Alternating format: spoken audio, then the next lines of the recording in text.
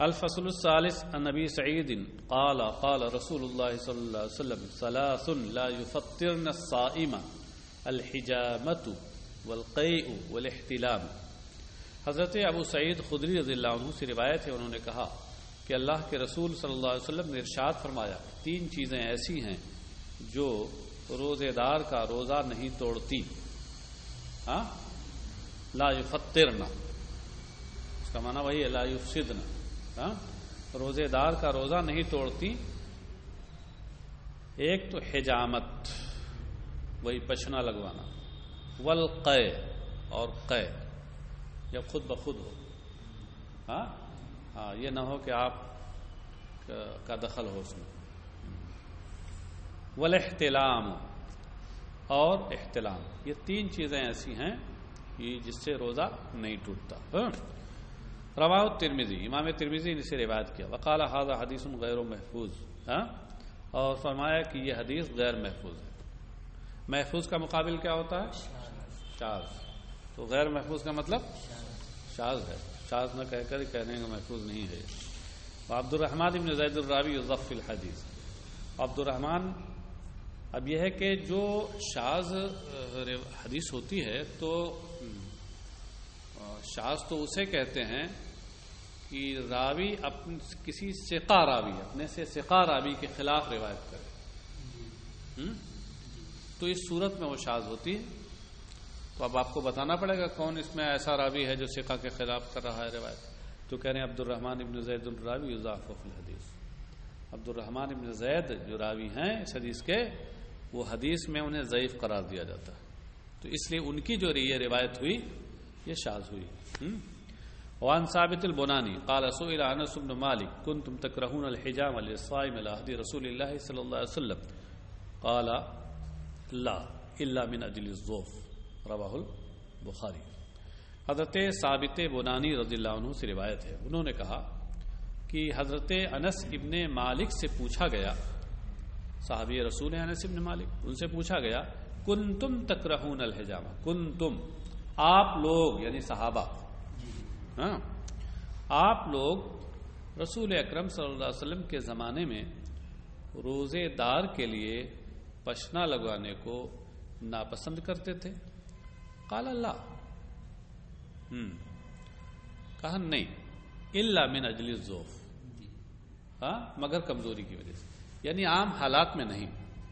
ہاں اگر یہ آدمی ایسا ہے کہ وہ خود کمزور ہے بیماری کی وجہ سے یا بڑھاپے کی وجہ سے، تو اور اندیشہ یہ ہے کہ بھائی یہ بہت زیادہ ہو جائے گا تو ہو سکتا ہے روزہ توڑنا پڑے، تو ایسے شخص کے لیے ہم لوگ ناپسند کرتے تھے، عام حالات میں نہیں۔ جمہور کا مذہب تو یہی ہے، اسی لیے اوپر دیکھیں محشی نے لکھا آپ کے کہ حجت لمذہب الجمہور۔ ہاں، اور چونکہ یہ انہوں نے جو جواب دیا ہے یہ اس سوال کے جواب میں ہے کہ کنتم تکرہون الحجامہ، آپ لوگ یعنی صحابہ کرام کیا اس کو ناپسند کرتے تھے؟ جواب میں انہوں نے کیا کہا؟ نہیں۔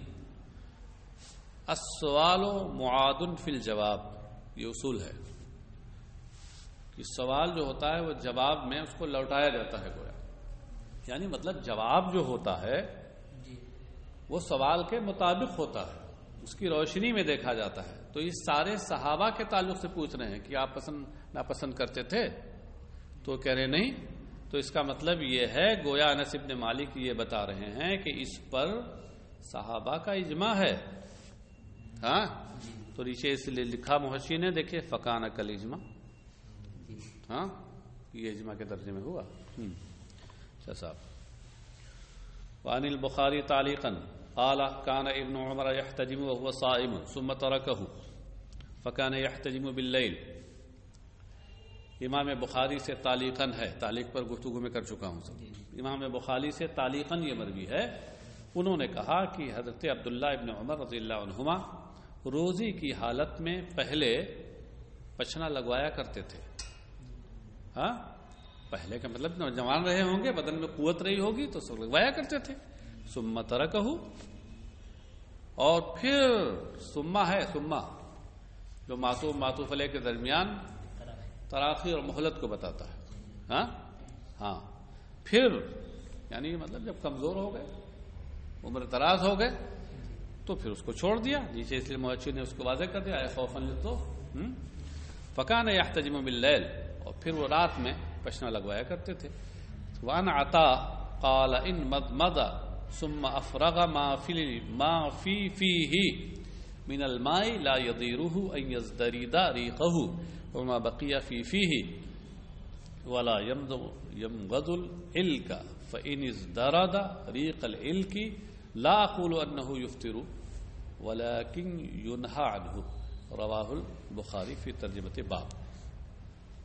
حضرت عطا سے روایت ہے، یہ عطا تابعی ہیں، مشہور تابعی میں سے ہیں.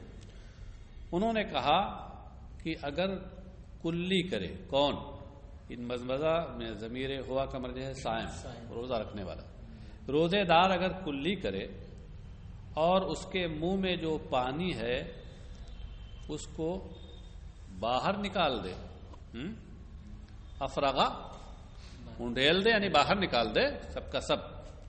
افرغا کا لفظ اس لیے استعمال کیا کہ سب کا سب جتنا اس کی طاقت ہے اس کے مطابق سب باہر کر دے منہ سے. معافی ہے من الماء، اس کے منہ میں جو پانی ہے. یہ من الماء میں من بیانیہ ہے، الماء کا یہ بیان ہے، معافی ہی میں ماں کا.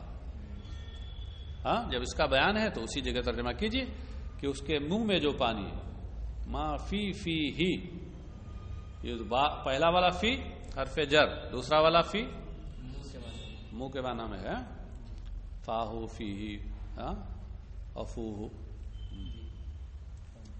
تو کہ لا یدیرہ، دار یدیر دیرن اور دار یدر درن دونوں کا معنی ایک ہے، اس لیے محشی نیچے لکھتے ہیں لا یدیرہ اے لا یدرہ، دونوں ایک معنی ہے، دیر و ضرر بمعنی واحد.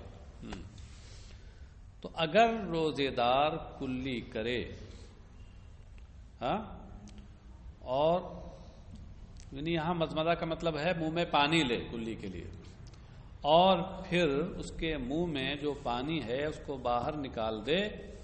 لا یزیرہ ان یزدردا، ان یزدردا ان موصول حرفی اپنے صلہ کے ساتھ مل کر لا یزیرہ کا فاعل ہے، یہی اس لا یزیرہ کا فاعل ہے.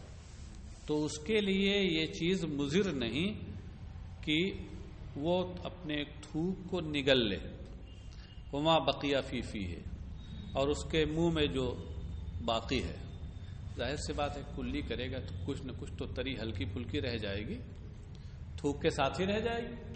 تو کہہ رہا ہے اگر پانی سب کے سب باہر نکال دیا، اب تھوک کو پھر نگل لیا، یا اس میں جو تھوک میں کچھ تری پانی کی رہ گئی اس کو نگل لیا، تو اس میں کوئی حرج نہیں ہے. لا یضر، اسے نقصان نہیں پہنچائے. ہاں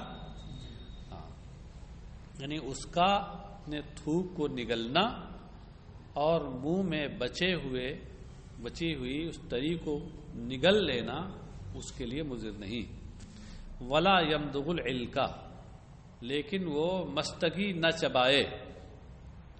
یہ علق، یہ مستگی ایک طرح کا گون ٹائپ کا ہوتا ہے، بہت وہ چبانے سے بھی اس کا اثر جلدی اندر نہیں جاتا ہے، سمجھے، بہت ٹائٹ ہوتا ہے.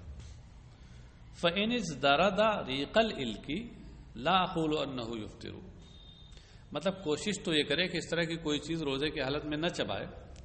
وَإِنِ ازْدَرَدَ رِيقَ الْعِلْقِ، اور اگر اس نے مستگی کا تھوک نگل لیا تو میں یہ نہیں کہتا کہ أَنَّهُ يُفْطِرُ، کہ وہ روزہ اس کا ٹوٹ جائے گا.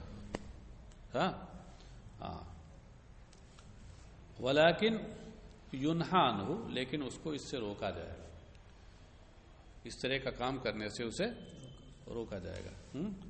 رواہ البخاری فی ترجمۃ باب، امام بخاری نے ترجمۃ الباب میں اس کو ذکر کیا، کیونکہ ترجمۃ الباب میں عام طور سے یہ تعلیقات کو ذکر کرتے ہیں یا کسی تابعی کا قول ذکر کرتے ہیں، یہ ان کا طریقہ ہے. بس اچھا صاحب، چلیے آج کم ہی سے